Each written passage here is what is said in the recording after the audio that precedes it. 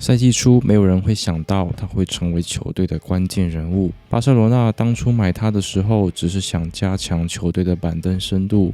本赛季，当莱万的状态出现起伏时，他挺身而出，帮助球队赢下比赛。那么他是谁呢？他就是拉斐尔·贝洛利，也可以称他为拉菲尼亚。他的青年时期被巴西的多家俱乐部拒绝，甚至差点放弃足球去做理发师，但他又是如何一步步成为巴萨球星的呢？今天就来聊聊他的故事。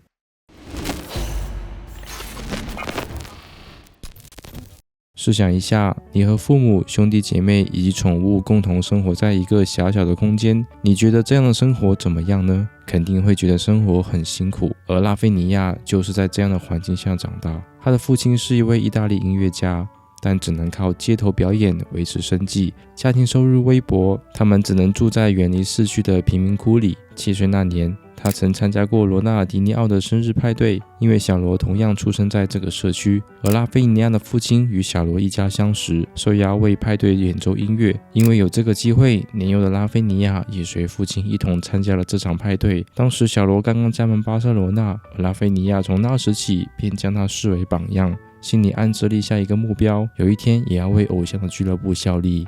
Várzea 是巴西的草根联赛，通常在各城市的社区之间进行。这个联赛没有严格的管理和专业设施，比赛场地往往只是没有草皮的土地，任何人都可以参赛。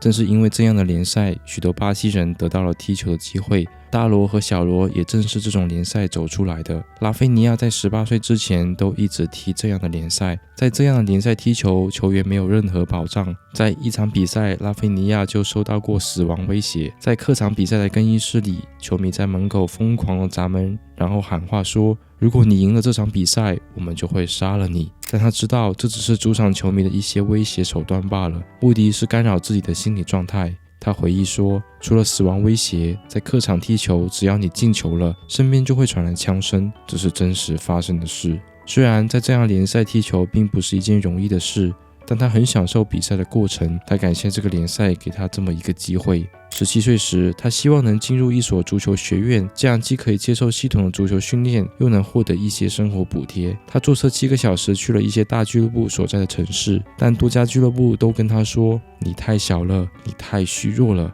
你的身体素质太差了。他已经记不清有多少家俱乐部对他这样说了。他带着失望情绪坐上回家的巴士，因为没有钱，他一直没有吃东西。这个时刻是他最无助的时候，但希望没有就此破灭。有一家把柄俱乐部U20梯队的主教练给他发出了邀请，这位教练希望给这个孩子一次机会，一次能成为一名职业球员的机会。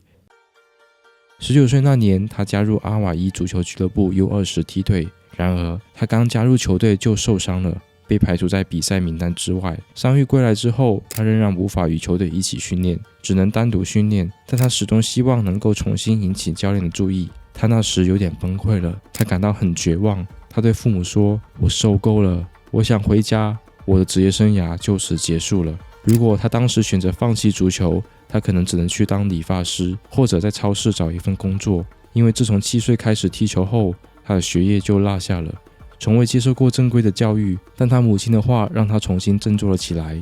他妈妈说，如果你放弃你的梦想，你需要找一份普通的工作，遇到这一点点挫折就放弃了吗？这会是你想要的生活吗？父亲的话让拉菲尼亚重新想起自己儿时的梦想，让他坚持了下来，做一名职业球员。在球队，他未曾获得职业联赛的出场机会，只参加了圣保罗青年杯比赛。然而在这场杯赛中，他表现出色，吸引了经纪人德科的注意。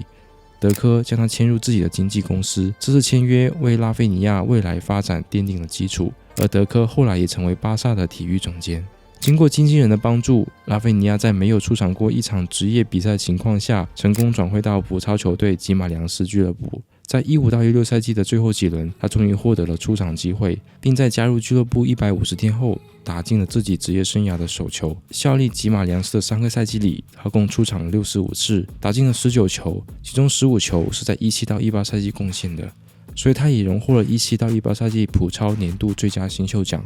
凭借一个赛季的高光表现，让葡超另一支传统强队葡萄牙体育看上了他，在18到19赛季以650万欧元将他签下。他选择加盟葡体，不仅是因为想去一家大俱乐部，另一个重要原因是他的好朋友布鲁诺·费尔南德斯的影响。在刚到葡超的几年里，他与布鲁诺成为了好朋友，两个人经常在比赛结束后一起吃饭，讨论如何提升自己以及如何适应俱乐部的生活。在葡萄牙那段时间，布鲁诺给予了拉菲尼亚很多的帮助，让他感到温暖，也将布鲁诺视为自己最好的朋友之一。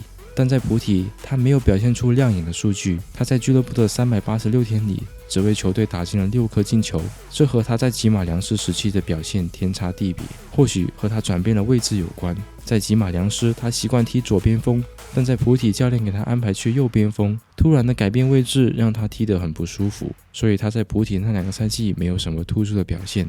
他显然不是那种天才型的巴西球员，在葡超取得这样的成绩后，按常理来说，他可能会选择回到8角球队度过余下的职业生涯。但他不甘心认输，他想去顶级联赛踢球，即使只能担任替补球员。他唯一的优势或许就是速度，但在顶级联赛，光有速度显然是不够的，现在边锋还需要具备防守能力，能够分担后卫的防守任务。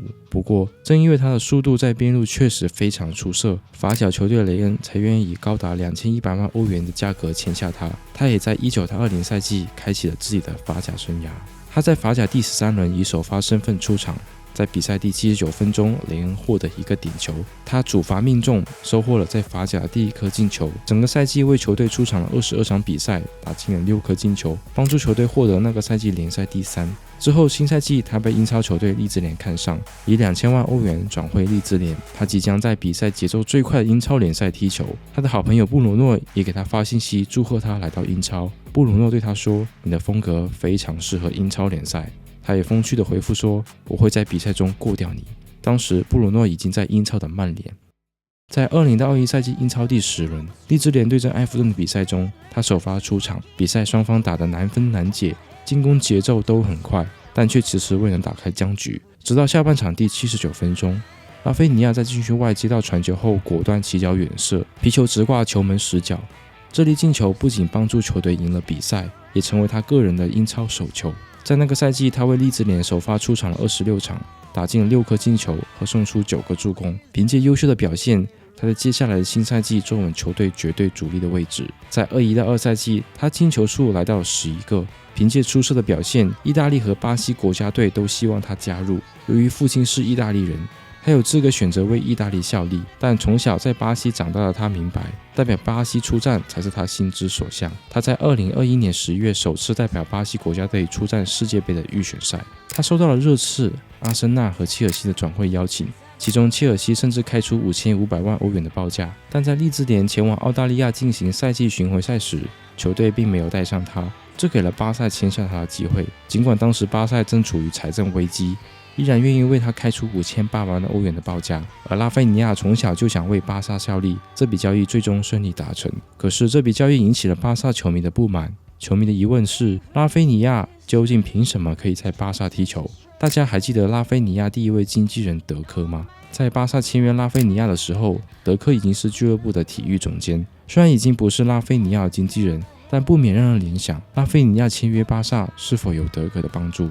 他在巴萨的第1个赛季为球队出场了36场，其中25场是首发球员，打进了7个联赛进球，也帮助球队拿到了西甲冠军。在23到20赛季，他的出场机会减少，由于临门一脚不佳和频繁失误，球队一度期望将他出售，但没有球队愿意为他报价。一方面是因为他的表现，另一方面则是因为他的年龄。然而，随着哈维卸任巴萨主教练，新任主帅弗里克接手后，成功激发了拉菲尼亚的潜力。